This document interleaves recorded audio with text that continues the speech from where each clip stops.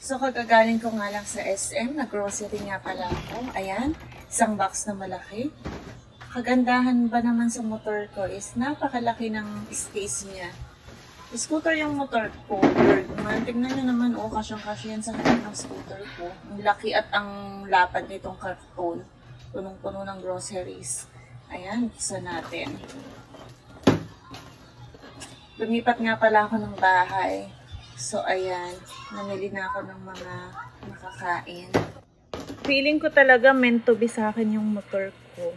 Kasi nagagamit ko talaga siya pang palengke. Sulit na sulit pag nagpapalengke ko. Kasyang-kasya lahat ng pinamili. Ang lawak ng harap, pati na rin yung compartment. So, first, ipasok natin itong mga frozen foods na pinamili natin sa freezer. Kakalinis ko nga lang pala nitong ref. Mahirap magutuman, kaya kailangan mag-stocks ng food. Lalo na kapag umuulan, hindi talaga makalabas para bumili sa labas.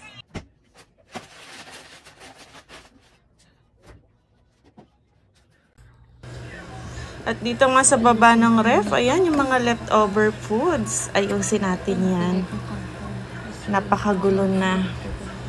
Itong tokwa ko, nakaraan pa to. Kailangan ko tong iluto.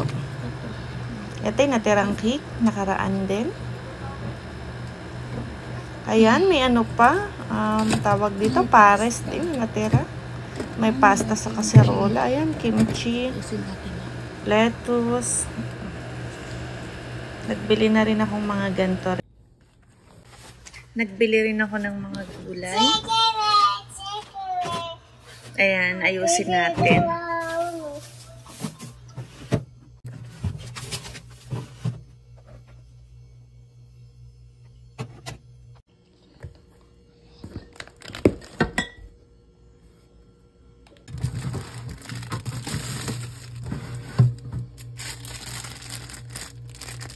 Siyempre, hindi mawawala pang samgyup, samjang.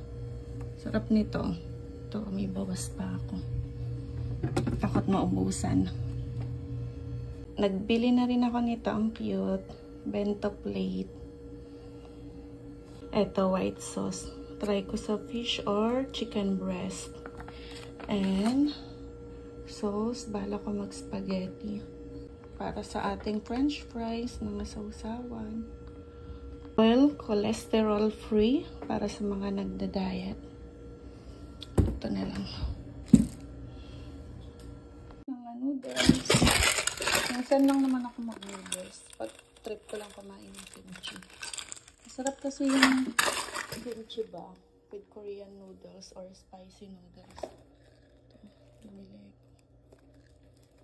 Coffee is life. Ang mahal ng Nescafe Gold, grabe. 500 to 600 plus. So, low budget muna tayo. Ito na munang mumurahin. Ay, ang kalat pa. Kakapa-deliver ko lang ng mineral water. Tingnan nyo naman. Mag-aayos pa ako ng bahay. Maglilinis.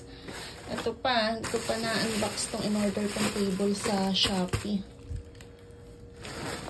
Ayusin ko pa tong air fryer kong bago at nasira yung luma.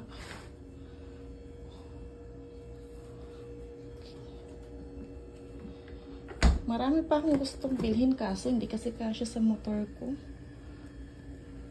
Mahirapan na ako makapagpa-under ng motor pag masyado ng sobrang dami. Ay, pawis. Grabe. Tumaan pa akong simbahan bago ko mag-SM. Hindi ko na kailangan mag-treadmill. Liligo na sa pawis agad. Magluluto muna ako ng adobong kangkong para magamit na rin yung tokwa at nakaraan pa.